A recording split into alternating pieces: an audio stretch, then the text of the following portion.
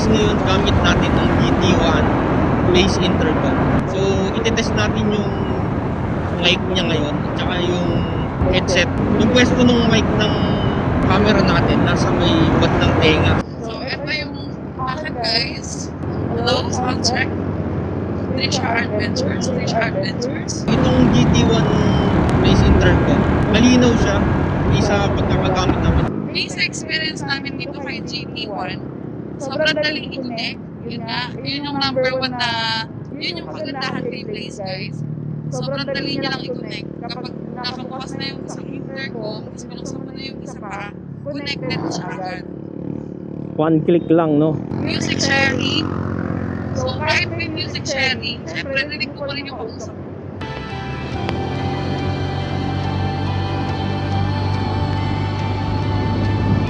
Dahil nga malinaw siya, rinig mo yung kausap mo, yung OBR mo. Kaya makakapagkwentuhan talaga kayo ng maayos mo. Lalo na sa long ride. Oo. Malaking bagay siya. Recommended namin talaga sa GT1 kasi kailangan natin siya lalo na kapag magbiyahe tayo ng malayo. Kagaya ng ganitong biyahe, malawak yung mga daan. So maganda may kausap si driver, no? Kasi para hindi siya antopin. Hindi na kailangan sumigaw-sigaw para magkarindigan. Oo, yung usap nyo, yung normal na. So yun guys, yung mga narinig ko, yun yung output mismo, yung maririnig mo sa GT1 Base Intercom.